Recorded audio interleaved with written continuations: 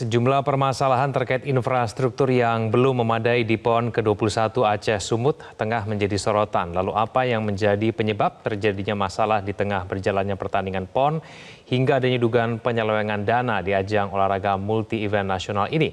Kita akan membahasnya bersama dengan penjabat Gubernur Sumatera Utara Agus Fatoni dan anggota Komisi 10 DPR Andreas Hugo Pareira. Pak Fatoni, selamat malam. Bang Andreas, selamat malam. Selamat malam, Megan. Selamat malam, Pak Fatoni. Salam Ya. olahraga.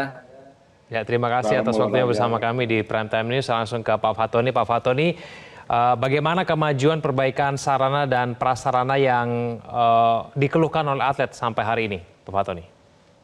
Ya, beberapa hari yang lalu kita mendapatkan keluhan dan ada berita viral terkait dengan jalan di Gor Bola Voli. Jadi perlu kami jelaskan, jalan yang belum siap itu adalah jalan lewat pintu belakang. Karena waktu itu pintu depan, jalan lewat depan itu ditutup karena rencana akan ada kunjungan sehingga atlet-atlet lewat jalan belakang. Dan kami juga perlu sampaikan, jalan ini sesungguhnya baru mulai dikerjakan sejak bulan Juli. Sehingga berakhir pengerjaan jalan ini harusnya di bulan Desember.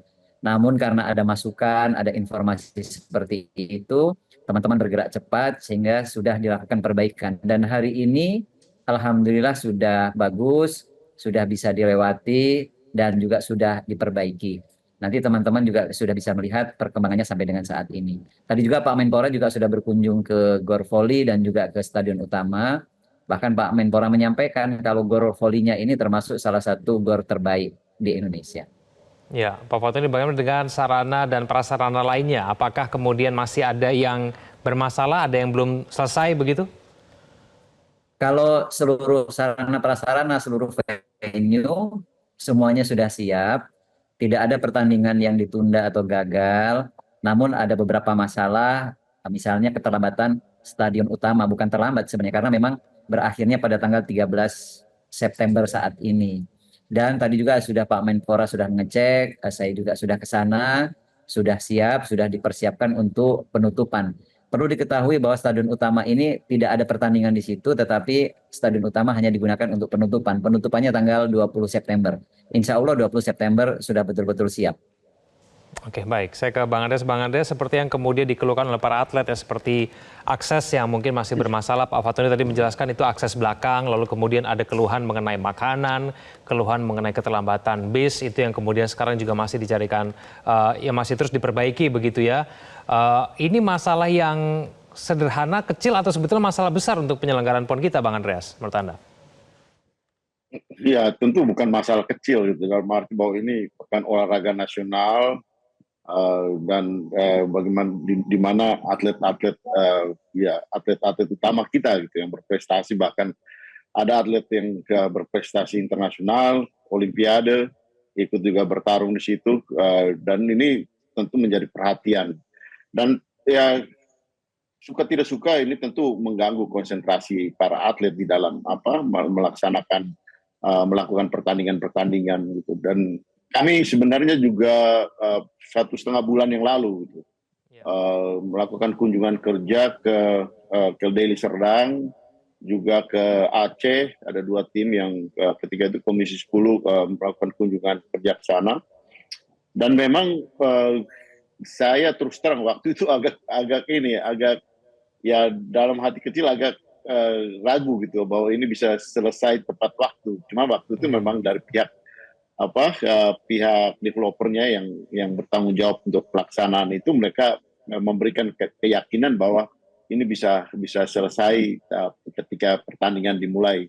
Sayang sekali ya kalau sekarang ternyata seperti tadi Pak Tony juga menjelaskan bahwa belum sepenuhnya selesai, dan kita melihat bahwa ya kenyataan itu terjadi sekarang.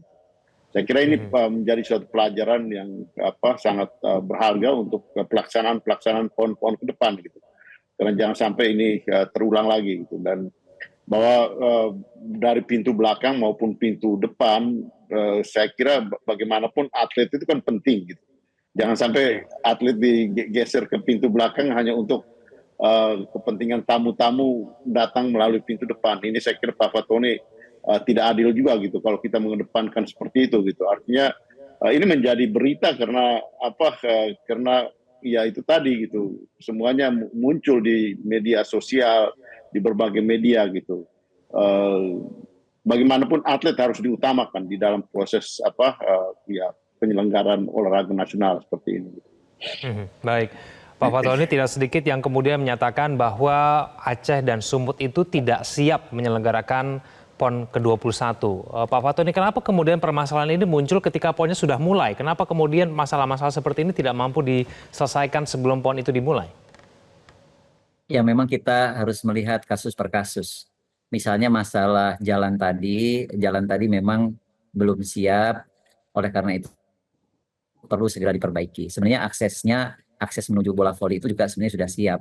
Namun karena kondisi darurat tadi, kemudian lewat pintu belakang, kemudian itulah yang diperbaiki. Kemudian yang stadion utama, itu yang sedang dikerjakan. Sebenarnya kalau melihatnya dari beberapa hari belakangan atau beberapa hari yang lalu, ya belum siap. Tetapi GOR itu atau stadion utama itu akan digunakan untuk penutupan. Jadi pada saat penutupan nanti insya Allah sudah siap. Jadi kita lihat prosesnya itu di akhir. Jadi pada saat pertandingan, begitu juga di venue-venue yang lain relatif tidak bermasalah, semuanya bisa berlangsung pertandingannya, dan ada permasalahan-permasalahan yang lain tentu kami semua tentu bergerak cepat untuk bisa mencari solusi-solusi yang ada. Ya, Pak Fatoni, bagaimana dengan makanan untuk para atlet kita? Ini yang juga menjadi salah satu yang sangat dikritisi dan dikeluhkan oleh para atlet. Informasinya mereka mendapatkan pengiriman makanan yang terlambat, kualitas makanannya pun juga buruk begitu, Pak Fatoni. Iya, itu tentu masukan yang sangat berarti bagi kami, baik di Aceh maupun di Sumatera Utara, untuk terus melakukan perbaikan. Namun juga bisa dicek satu persatu posisinya yang di mana tentu kita perbaiki kekurangan itu.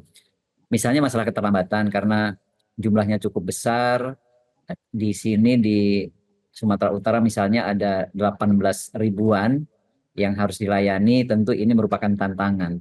Ya sebenarnya tidak ada alasan untuk terlambat, tetapi kadangkala faktor-faktor lain, faktor cuaca, faktor hujan, dan lain-lain ini kadangkala juga menyebabkan terlambat. Tapi itu semua bukan menjadi alasan kami untuk membenarkan keterlambatan atau membenarkan kekurangan. Kami terus harus melakukan perbaikan.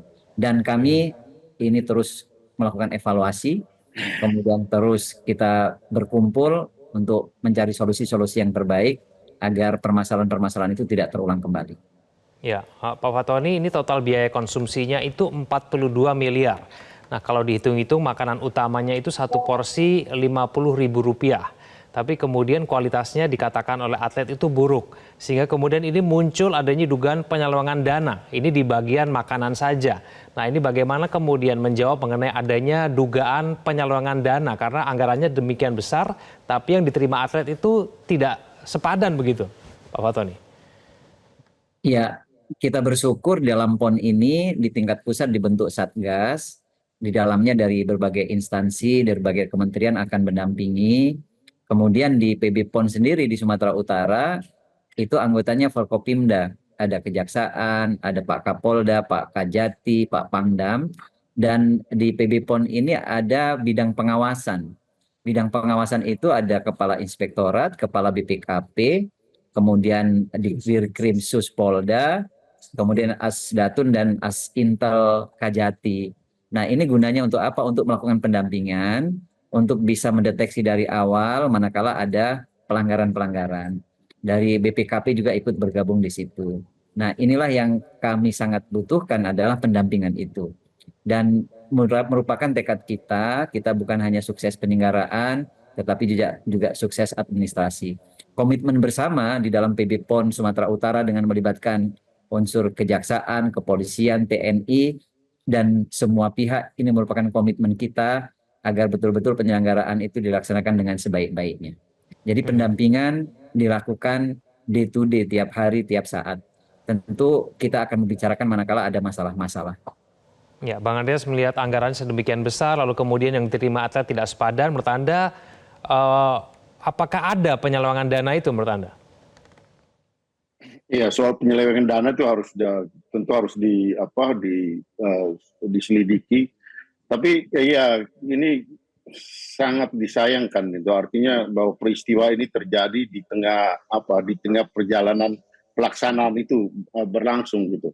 Saya kira ini sangat buruk gitu kesan yang diberikan ya dari pihak tentu tuan rumah di sini.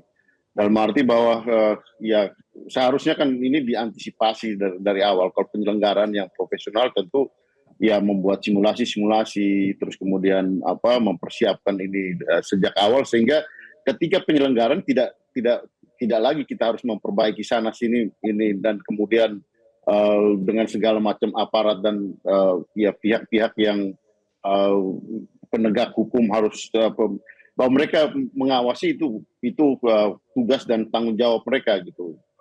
Tetapi ini ketika ini sudah terjadi kan sesuatu yang ya tentu akan mengganggu prestasi dari para atlet itu gitu, dan apalagi ini menjadi berita begini besar gitu.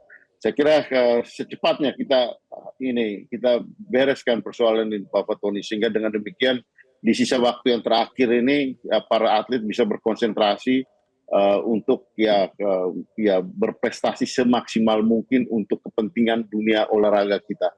Saya kira concern kami itu adalah pada concern masyarakat itu adalah pada atlet dan berprestasinya. Saya kira itu penting sekali, dan itu yang lain-lain itu adalah dukungan untuk terjadinya penyelenggaraan ini secara baik gitu. Pak Fatoni, komitmen ke depan bagaimana Pak Fatoni? Apakah kemudian bisa dijamin bahwa keluhan-keluhan atlet ini kemudian bisa diselesaikan, baik itu makanan, itu antar jemput bus, lalu kemudian infrastruktur yang lain, supaya kemudian atlet ini betul-betul bisa konsen untuk bertanding begitu, untuk berkompetisi begitu? Ya, kami membuka ruang seluas-luasnya untuk menyampaikan keluhan, memberikan masukan, saran pendapat online, kemudian nomor handphone, nomor WA, setiap bidang sudah kami publikasikan. Misalnya terkait dengan transportasi ada nomor khusus, terkait dengan konsumsi ada nomor khusus, terkait dengan akomodasi juga ada. Nanti bisa diakses, bisa dilihat di media ataupun medsos ataupun website milik PON 21. Semuanya ada di situ. Tentu kami menerima kritik, saran, dan tentu seluruh kekurangan pasti akan kami perbaiki. Baik, Pak Fatoni, Bang Andreas, terima kasih sudah bergabung bersama kami di Prime Time News. Selamat malam, Pak Fatoni. Selamat malam, Bang Andreas. Jelajahi cara baru mendapatkan informasi. Download Metro TV Extend sekarang.